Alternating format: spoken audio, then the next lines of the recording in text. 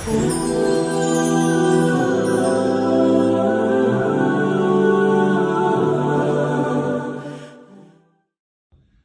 هست که 300 ثواب دارد، صبری هست که 600 ثواب دارد، صبری هست که 900 ثواب دارد.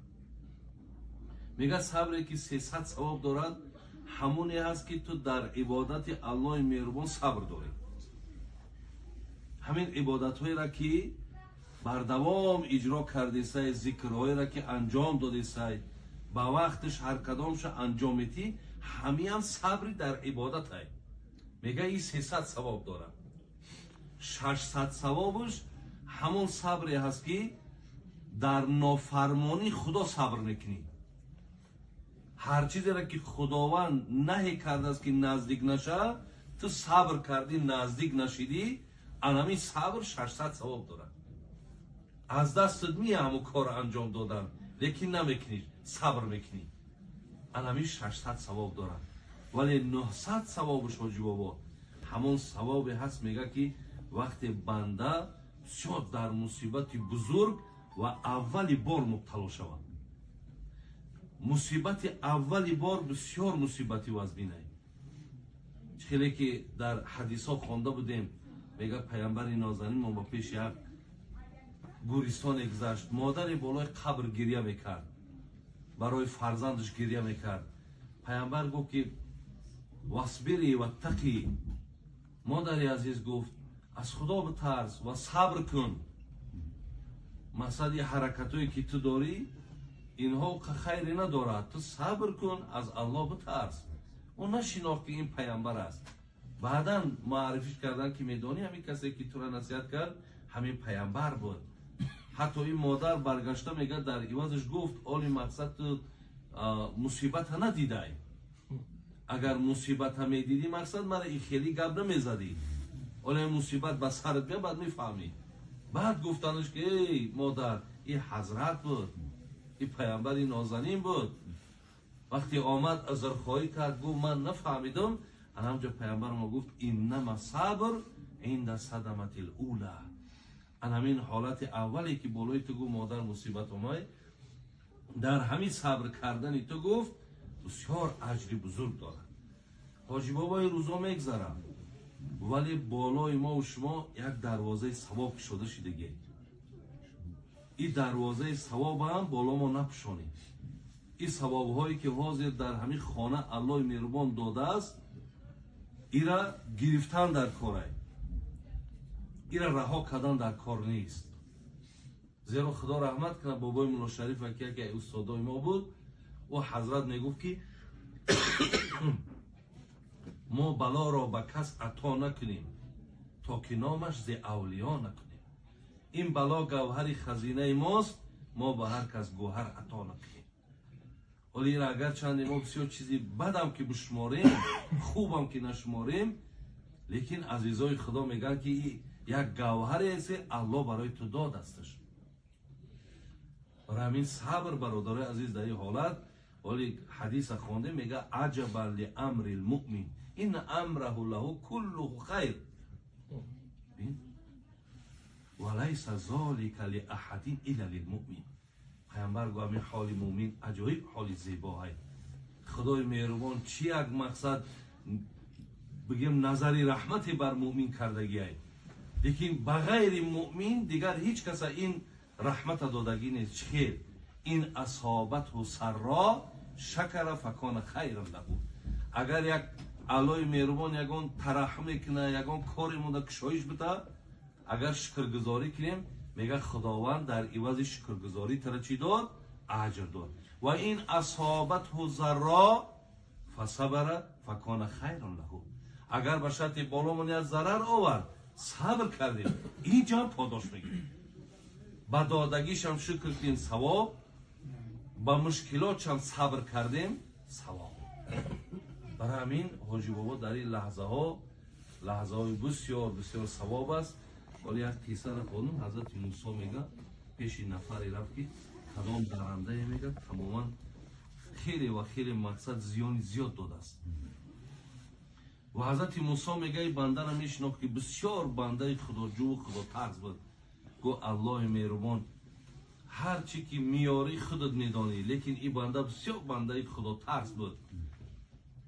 میگه به حضرت موسی وحی که موسی این انسانی را که ما به این حالت خیلی دشوار آوردیم، این از ما یک منزلت مقام خواست که اگر در همین حالت مبتلاش نمیکردم به اون مقام نمیرسید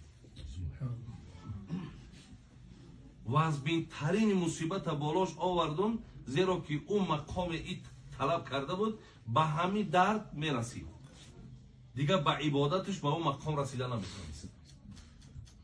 بین خدای مهربان به مصیبت و به بلا و به مشکلات بنده را مقام میده، بنده را منزلت میده. فرعون را به امر ندادیم دردی سر. برادرها این دردم خدا میگه نمیتون به هر کسه. هر درد و بلایی که از آسمان فتد اول بلا فی سینه صاحب دلان رسد. این حدیث پیامبر مونه، اولین بلا به سر پیامبرا بود. فرعون را به امر ندادیم دردی سر، زیرا که اون نداشت سری دردهای ما. نمرود راز قدرت ما مملکت رسید. پیامبر ما گفته است برادرای عزیز که الطهور شطر الایمان، پاکی نصف از ایمانه. این پاکی را اگه بگیم متخصصای حدیث، شارحای حدیث هر خیل مقصد تفسیرها کردن. یکیش گفتن مراد از طهور یعنی تازگی یا پاکی مراد از شرک، یعنی از شرکیات، از خرافات، از بدعت انسان خودش اگر پاک نگه بداره نصف ایمانه. یعنی حرکت کن در کار که هر چیزی که با شرکیات میبره انسان خودش از همه باید پاک نگه داره. بیم برادر بیم جوب تی بچه خوبیم برادر، سیاد سلامتی، خدا رحمت مغفرت کنم قدمات حسنات. گفتم که پاکیزگی یا طاهری برادر عزیز این نصف ایمانه. یعنی طاهری بعضی از محدثان چند تعلیل ها کردن، گفتن از شرک، از خرافات. ولی در خدمت خرافات ها بسیاره، شرکیات هم بسیاره، بدعت هم بسیاره. ببینین یک مسئله شرکی را بگو خودتون میفهمین. دارم محمد عمر سربازی در کتاب منبع علومش میگه که اگر تو ساری برایو در خانت اگر به شرط یک الچه مرغ داشته باشی، یک الچه مرغ رفتی که دو سه تا مرغات هم همین تا حرام شدگی بود، کدوم روبه در آمده کنده همش حرام کرد. اگر در همونجا بگوی که من سگ می داشتم همین روبه همین مرغای مرا زلال نمیداد، میگه شرکی با خدای. من اگر سگ می داشتم اگر هم میگفت همین اگر هم میگفت همین میگوی اگر در من در خانه سگ می داشتم همین روبه مرغای مرا نمیکن، میگه شرکی با خدای. زیرا که میگه تو زیانه از الله ندیدیسته. ببین زیانه الله ندیدیسته تو. میگه وقتی زیانه از همون مقصد روبه که دیدی علاقه چی شد؟ این شرکی با خدا شد. میگه وقتی ابوبکر وراق یک مثال دیگه تون میرم بود در چیتون برادر شما خلق کنم بگیرین. انا میگه وقتی ابوبکر وراق در خواب دید بچهش گفت چیکار کردی پدر؟ گفت راستی الحمدلله رب العالمین که در حیات از بسیاری فرموده ها پیروی کردم، بسیار در خانه قبر راحت دیدم، ولی یک مسئله دا اذیت کشیدم. گفت چی بود پدر؟ گفت یک بار گفت شکمم درد کرد، گفتم همین شیر خوردم، همین شیر شکم مرا زلال کرد، همین پیش خداوند همچون شرک نویسنده شد که یعنی تو مثال زیانی که بر تو آمد این تو باید از جانب الله بدانی. حتما نه. این ما داریم که در حیات میگیم ما سردار چیم میگم ای ربینی ما همون چی را ناجا خوردیم، انا اونجا ما ترسیدم. میگه باید آدم باید موحد باشه، توحیدی باشه. یعنی هر یک چیزی که میاد خب حتما اشاره کنه به سوی الله. وقتی میگه و ما تسقط من ورقتی، ببین الا یعلمها، الله قرآن رو میگه یک برگ درخت اگر در گرمانی از درخت بغلطه، اگر الله میگه علمی و در او هست، علمم در او رفته که بعد اون برگ بغلطه. یعنی برادرای عزیز، همین طهوری که در همینجا حدیث آورد، پاکی که آورد، یکش میگه شرکه. وقت شده برادرها اگر یاد داشته باشین، درهای دری همه مونده نالهای اسب میزنن، میگفتن که همین خار، حتی همین خوجان خارها مردم زکات میکنن، کتا کتا میآوردن میموندن که مثال همینا چیکار میکنن؟ همینا مقصد زهر چشم نابود میکنن، یا اینکه نری اسبش خوشبختی میاره. حتی اگر شما بینید شیر که ما از خوردی بود، حتی در گهواره هامون، در دستای بچه‌مون مورای چشمی بود. یا سنگی که در افغانستان رنگش میکردن سیاه و سفید، بسیار اون سو میومد. خب یک گوگو یک که میدیدن که همون انا سیاهیش رفته سیکو، بعد چی میگفتن؟ میگفتن دی این همی چشم بود، چند چشمی که بود، همین مقصد علاقه نو چیش کردوندش. برادرای عزیز، اینا هم انامینا شرکیات هایی بودن که ماها برادرها همین را در خلمون راه دادگی. تا حاضر هم انسان هایی هست که در همین شرکیات دادگی هست. پیامبر میگه کسی از همین شرکیات اگر خودش حفظ کنه، انامون نصف ایمان هست، نصف ایمان هست.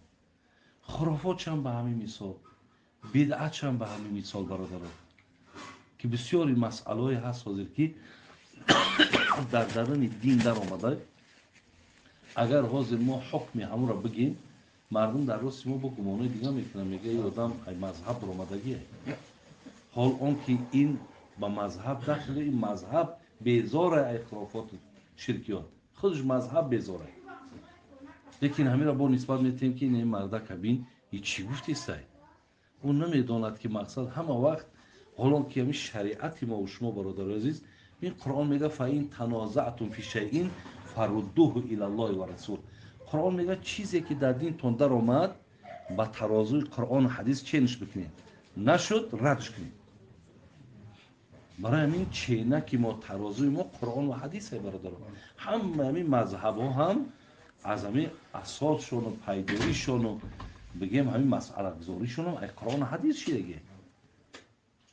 برای همین یک چیزش همین بود است که همین طاهریه که پیامبر گفته است، میگه از شرک، از خرافات و بدعت. دیگر میگه برادرای عزیز، دیگر تفسیرهایی کردن، گفتن پاکیش به معنای تازگی. مسلمانای ما بسیارش چرکن برادر عزیز، مسلمانای ما بسیارش بی‌تمیزن، لیکن تعلیمات دین ما این نیست. وقتی پیامبر گفت که انسانی که در قلبش به مقدار یک دانه ارزن کبر داشته باشد، داخل جنت نمیشه. لا يدخل الجنة من كان في قلب مقدار ذره من کبر. ذره یا ذره رو میکروسکوپ میبینن، همون مقدار کبر داری، پیامبر گفت که جنت برای تو حرامه، متکبر داخل جنت نمیشه. بعد میگه قال رجل ایحب، میگه مرد از جاش بلند شده گفت که پیامبر گرامی، من دوست میدارم که مثال ثوبه حسن نعله حسن، میخوام که من لباسای زیبا پوشم، پایافزال زیبا پوشم. منم متکبرم. حضرت گفت ان الله جمیل یحب الجمال، خدا زیبا را دوست میداره. ولی ما حدیث داریم ان الله یحب ان یرا اثر نعمت علی عبدی، خدا میگه دوست میدارم که اثر نعمت در بندم ببینم. پولش دادم، با همون پول مثال میبینم راحتش میبینم، خدمتاش میبینم، دوست میدارم میرم در زیبایی، مثال جای زیستش، در سوارش، در دستگیری های مثال محتاج مسکین ها، هر کسی در که پول جای خودش در میروه، الله گویرا دوست میدارم که با مبلغش بتم همین تقسیم کرده در میراش رفتم بگیرم.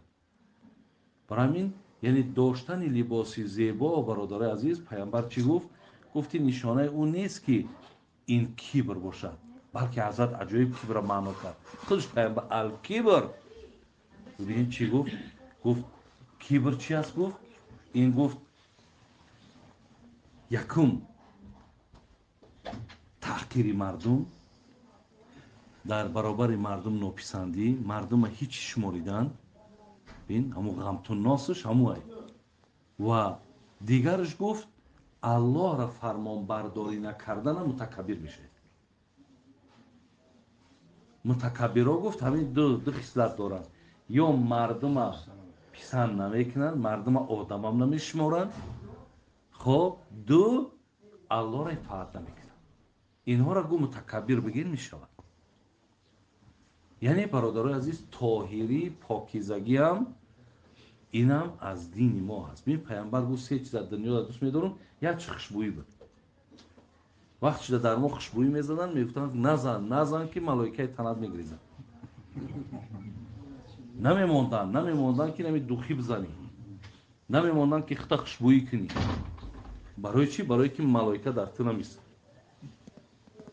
ҳол он ки бародарои азиз, бояд одами мусалмон чӣ ҷиҳати мисол либоспӯшиш, чӣ ҷиҳати мисол истеъмоли ҳар гуна мисол ҳамин хушбӯиҳо ва чӣ дар хона ҳам бояд занҳои мо мисол худи мо бояд ҳамеша ба тозагӣ. оли ман гоҳ мегӯм хоҳароро ки медонед ки барои чи ҳам бисёртар шавҳаротон зани димда майл мекунанд, барое ки шумо худотон ҳаму зебогитона мақсад зоҳир намекунед. та агар мисол берун биромаданӣ шай 1 соат хату хол мекунед, лекин омадани шавҳар дами як сурмаи бигем акита кулобигиш кунем падарнаъла чия ёки ҳами як сурма ёки ҳами чия ҳами як сурма биги авла дар чашмакот бикаш, як усма чия, як хина бастан чияй, мисол ё як ҳамун зари зевар чияй бикун. ҳама одам вақте меям мебинад тамоман боз як иштиҳои марда дигаргун мешавад. албатта не мақсада як агар баъзеҳош мисол ин гап дар сари ин чи, лекин ба ҳар ҳол ҳамин чизо ҳам таъсири худша мерасонад. ҳамчунон хизмат. инам бародарои азиз, мисол доим мардака аз баъд мисол месам мега не лозим нест, мега бисёр хубай, бисёр вақтам хушай, бисёр эҳтироми калон мебинам. чӣ дар кор мақсад? яъне тозагӣ бародарои азиз, инам аз гӯшаи эмондоримон ба шумор меравад ки мо бояд тоза бошем. ҳатто ҳар ҳафтаи як бор шустана, мисол паямбар таъкид кардагие ҳамин сари қория ҳадис хонда истод ки ҳар як рӯзи ҷумъа шустана ҳатто воҷибун ала кулли муҳталим омад. воҷиб медонам ки ҳар як мусалмон ҳар рӯзи ҷумъа ҳадяқал як бор ғусл кунад. ки имрӯз шукри худо мисол об дар мову шумо мисли авваловори қатъӣ нест. бародарои азиз ва гиромӣ, инҳо ҳам ҳуҷҷатанд. паямбари нозанин мега ала кулли муслим садақа, ҳар мусалмон бояд садақа кунад. паямбари нозанин мега ки садақа мега тутфиу ғазаба раббӣ. медонем яке ғазаби худоро хомӯш мекардагӣ садақа аст. садақа бародарои азиз, паямбар мега юзҳибуллоҳу биҳа алкибра валфахр. касе садақа мекунад аз хислатҳои разилае ки такаббурӣ аст ва фахр аст, худо мега ин хислатҳои разиларо аз одами сахӣ ман мегирам. ин арзандаи одами сахира надорам. ин садақа бародарои азиз, ҳатто дар ҳадис вақте мегӯянд нафаре омад аз паямбар гуфт аю садақати аъзаму аҷран, ҳазрат кадом садақа аҷри бисёр дорад? паямбармон чӣ гуфт? гуфт анта саҳиҳун шаҳиҳ.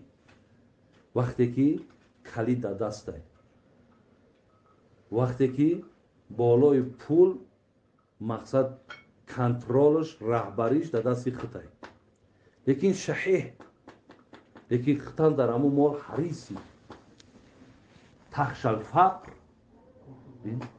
ҳатто аз доданаш метарсӣ.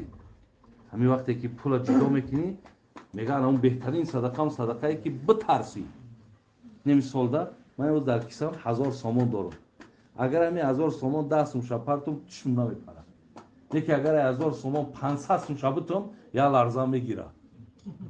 یا لرزه میگیره. پیامبر میگه انا اون صدقه که میترسوند کو انا اون صدقه بالاترین صدقه. یا 5 6 توقی دارم. خب یکیش میبینیم 3 4 بارون دایروش کدگیه. هم کسی رابطش پروا ندارم. یکی همون نویش که با قوتر زیباتره او رابطم با یک میلرز میگه بچه چیزی خوبم رفت. پیامبر میگه انا بهترین صدقه تخش الفقر و تأمل الغنا. بعد چی میگه حضرت بسیار زیبا میگه پیامبر ما یگان اونیورسیتت یگان مقصد این مکتبایی که امروز در انگلیا و امریکا و بلاوتر نامشونه میگیرن این معلمش پروردگار بود. یه چیزی باش میگه. بعد میگه که ولا تمهل حتی اذا بلغت الحلقوم قلت لفلان کذا ولی فلان کذا علا وقت کن لفلان. پیامبر گفت ای مردکایی که دولت دارین، ای مردکایی که پول دارین، ای مردکایی که امکانیت دارین، انتظاری نکشین تا آن زمانی که جان تا ایجا بیاود بعد میانه بندینه بعد گویه بچه‌می اینای 10,000 شا او را بته ای 5,000 شا ای را بته. پیامبر گفت که بین وقت کن لفلانی اگه تو بری میره دیگه یک چون صاحبشون میوان مثلا دیگه حاجت نیست. تو باید پیش از این حالتی که آمد پیش از این میدادی. باید تو ایستادی جایی دادی سعی که دیگه ناامیدی دیگه ناداده نمیشود. برای همین برادرای عزیز و گرامی حضرت میگه صدقه برهان است.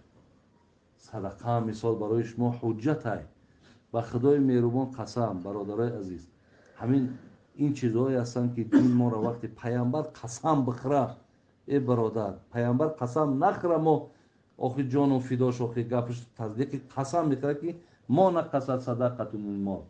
قسم میخورم به خدا میگه که این همین پولی را که حاجی افتخار این همین مالش در سر نمی خیر در صدقه که میگه قسم به خدا میگه پولی کم نمیشه. مالی ای کم نمیشه. مقصد خدای مهربان در عوض احسان و خیر نه تنها مبلغ وعده کرد بلکه مغفرت گناه وعده کردگی. اجرت میته گناه تا میبخشه با پول تا و سنوید بکنه. همین که تو شیرمرد چه بین الله میگه یبن آدم ای فرزند آدم انفق ينفق علیک. الله میگه ای فرزند آدم انفاق نترس همه را ما داده بودم با میتومد. لیکن برادرای عزیز و گرامی که میترسیم خیر احسان در ترس داریم خراجات در ترس داریم. ای چی میترسیم خیر پول ما کم میشه یک مثال خیر قسم ما در اینجا میزنم و چند کار دیگه ما بود میکنم. لیکن نمیدانیم که تا اولی بود میکنیم یا نمیکنیم. خدا میگه و ما تدری نفس ماذا تکسب غدا. تو نمیدانی بنده پگه مرده یا زنده پگه. برای همین این چیزا بسیار برای ما مهمه برادرای عزیز که یارا ما باید بدونیم که همین است. میگه صدقه برهان است. سیم چی گفت و صبر ضیا. انا که صبر ضیا است نور است. صبر روشنی است. خیلی که ما اومدگیم حاضر برادرها درباره صبر گپ زدیم. علل خصوص خاندان امروز برادرای ما مصیبت دارن همین مصیبت صبر طلب میکنن. ایرا فقط و فقط مقصد همین صبر ایدست دادن در کار ثواب شد. من در ابتدا هم گفتم حاجی را که این میگذره این روزا هفته ها میگذره ماه ها میگذره انسان ای آدم قایدش همیه